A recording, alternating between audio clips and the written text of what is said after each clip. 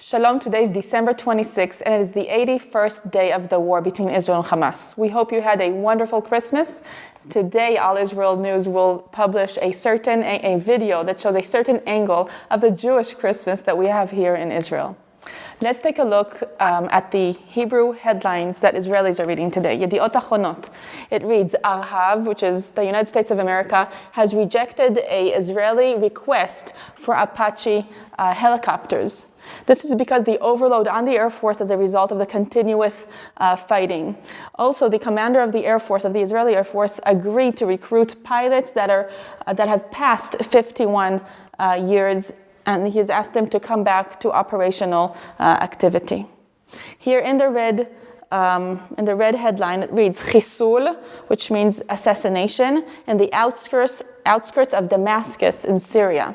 The target was General Ghazi Masawi. He was a commander in the Quds force, and he was responsible for sending weapons, ammunitions, and funds to Hezbollah in Lebanon through Syria. The Iranian president is threatening Israel will pay for this crime. And here we read the Giborim, the mighty ones that have fallen in battle. Rani Tamir and Itai Maizlis. And these two are added to so many casualties just through the weekend. 8 soldiers have fallen on Saturday, 10 soldiers on Sunday, and yesterday, 2 more soldiers. And here in this headline, it reads, Mishevi Hamas, from Hamas captivity, Leveit Sefer Chadash, to a new school. This is about Eitan Yahalomi. He's one of the kids that was kidnapped into Gaza. He's been back into Israel, and now he's studying in a new school, back to studies. Let's take a look at the first article, Im ha'inaim lashalav haba, with the eyes looking towards the next stage of the war. Hatimrun mitrachev, the ground war is expanding to more areas in the Gaza Strip. The IDF officials are checking other options as the ground war will continue the next few months. Meanwhile, on the ground, Hamas is using all means possible. They're continuing to hide in the Hamas terrorists are continuing to hide in UNRWA organization places with weapons near children. Almost every school has been turned into a terrorist place where they're working out of, and they're surprising the IDF soldiers all the time. At the same time, the IDF soldiers are trying to have Gaza citizens, get out of there and run to safer places, but the Hamas terrorists are shooting the civilians that are trying to escape. There's also details about the 3 hostages that were shot by the IDF soldiers. It says that as the investigation is coming to a completion, the soldiers that shot the hostages are continuing to fight because they're finding that they did make a major mistake, but it wasn't a mistake in value. So the army is backing them up, and they're continuing to fight in Gaza.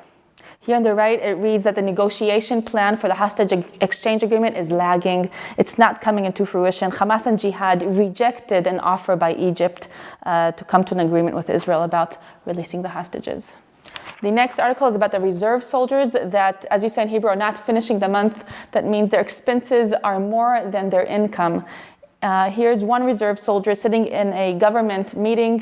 He's representing many other reserve soldiers, especially the ones that are small business owners. They're not getting enough compensation, and they just need help. They're asking for help. And it quotes him, I am risking my life in Gaza, but I'm afraid to pass my credit card for food for my girl. And it was a stormy meeting, it says, with the committee, the finance committee, and there are many complaints about the compensations for the soldiers. And one of them says, there are no good answers. We're trying to solve problems. On the same topic, this magazine article reads that the concern is a hurricane for families with mortgage.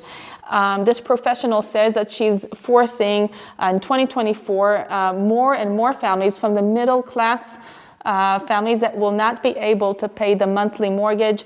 She says, I meet many families that both of the parents are working and still they cannot handle the loans from the bank. This is because the financial repercussions of the war, the high interest rates, the inflation, and the high cost of living in Israel. And this next segment is about the heroes that will not return. This is Rani Tamir, 20 years old. His mother says, Rani, we promise you, we will not stop missing you. He was laid to rest yesterday. And here's Nitai Meizles, 30 years old, from Rehovot. And they say about him that he got everybody in love with adventures, just as he loved adventures as well. The next headline is about Eitan Yahalomi. As we saw on the front page, he returned back from captivity in one of the stages of hostage release. And as he's getting ready to go back to school, it says, I'm worried that the booms of the explosions are frightening Abba as well. His father is still in captivity in Gaza by Hamas. And he says he has to come back. Hu chayav lachzor. This article is about his new life, Eitan Yahalomi's new life, that's returning today to school, and he's waiting for his father, Ohad, to come back from captivity. And here in the photo, we see him with his sister and his mother. Lastly, we'll turn to this article about the might. It says Hagvura, the might, stories that we will not forget. These are about heroes, alive heroes that are fighting in battle, and all of them, the common ground is that they were injured before in different severities. Let's take Ben for an example. Ben Atiyah, this is his photograph today, and here's his quote, Lo haya shum hisus, there was no hesitation. He's speaking about coming to war, right? Engaging in battle.